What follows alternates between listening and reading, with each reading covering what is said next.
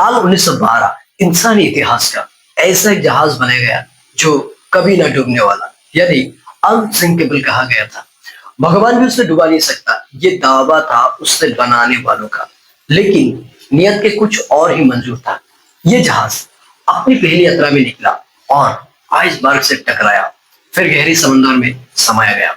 आज हम जानेंगे आरएमएस टैडी का सच्ची कहानी, वो राज, वो गलतियां और आखिरी 2 घंटा 40 मिनट जिन्होंने 1500 से ज्यादा लोगों को हमेशा के लिए सुना दिया। चलिए वीडियो को शुरू करते हैं। टाइटैनिक को बनाने का शुरुआत हुई साल 1909 में। व्हाइट स्टार लाइन कंपनी ने इस जहाज को बनाया था। मकसद था दुनिया का सबसे बड़ा लग्जरी और सुरक्षित जहाज बनाना। उसकी लंबाई 882 फीट थी, करीब 3 फुटबॉल मैदान जितनी थी। उस समय उससे बनाने का लागत $7.5 मिलियन गया था, जिसमें 16 वाटर टाइट कंपार्टमेंट। इंजीनियर्स का दावा था कि अगर उनमें से 4 कंपार्टमेंट पानी से भर भी जाए तब भी ये जहाज तैरता रहेगा। और यही था उन लोगों का आत्मविश्वास और सबसे बड़ा भूल साबित हुआ।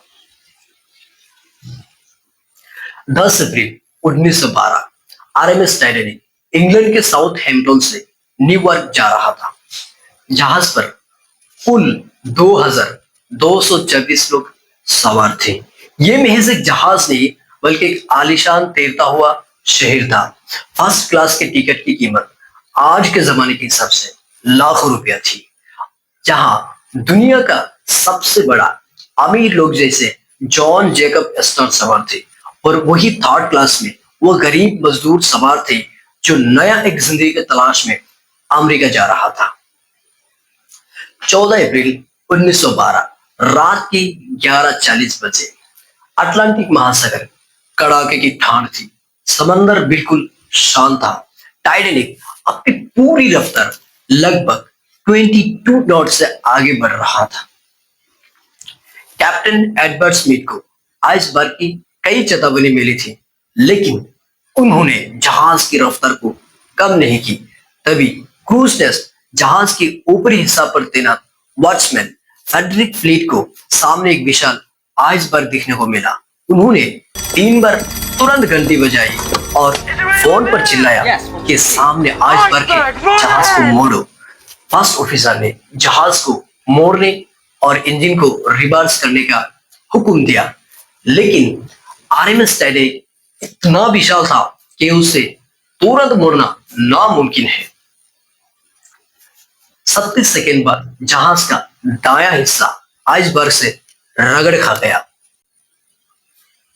ऊपरी डेक पर बैठे लोगों को हल्का सा झटका महसूस हुआ। जहाज के निचले हिस्से में आइसबर्ग ने 300 फीट लंबा काट लगा दी। महज कुछ ही समय में जहाज के 5 कंपार्टमेंट में पानी भर गया। जहाज के मुख्य डिजाइनर थॉमस एंड्रयूज ने कैप्टन को देखकर कहा कि अब ये जहाज बचेगा नहीं, हमारे पास सिर्फ 2 घंटा बाकी है। रात की 12:05 बजे कैप्टन ने लाइफ बोट तैयार करने का हुक्म दिया, लेकिन यहाँ और एक सबसे बड़ी लापरवाही देखने को मिली। जहाज पर सिर्फ 20 लाइफ बोट थे, जो कि 1178 लोगों के लिए काफी था, जबकि जहाज पर 2200 से ज्यादा लोग सवार थे, महिलाएं और बच्चे। पहले इस नियम के तहत लाइफ बोट भरी जाने लगी। डर और अफरा तफरी की महल में आधी लाइफ बोट खाली समंदर में उतार दी गई। रात की 2:10 बजे टाइटैनिक का पिछला हिस्सा पानी के ऊपर हवा में उड़ चुका था। बिजली गोल हो चुकी थी। पूरी जहाज अंदर में भर गए थे। भारी दबाव के कारण जहाज 2 हिस्सा में टूट चुका था। रात की 2:20 बजे टाइटैनिक पूरी तरीके से अटलांटिक महासागर के गहराई में समाया गया। जो लोग लाइफ बोट में नहीं आ पाए, वो लोग -2 डिग्री जमती हुई पानी में लाइफ जैकेट पहनकर तैर रहे थे। ज्यादातर लोगों को हाइपोथर्मिया की वजह से मौत हो चुका था। सुबह करीब 4 बजे आरएमएस करपेथिया नाम का जहाज वहां पहुंची और उन्होंने 705 जिंदा बचे लोगों को ही बचा पाया।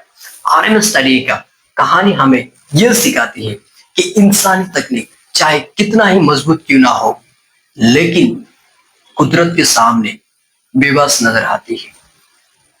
उम्मीद करता हूं आपको ये वीडियो पसंद आए होंगे। ऐसे ऐतिहासिक वीडियो के लिए आप हमारे पेज को फॉलो करें और यूट्यूब चैनल को जरूर सब्सक्राइब करें। तब तक मिलते हैं नेक्स्ट वीडियो में। धन्यवाद।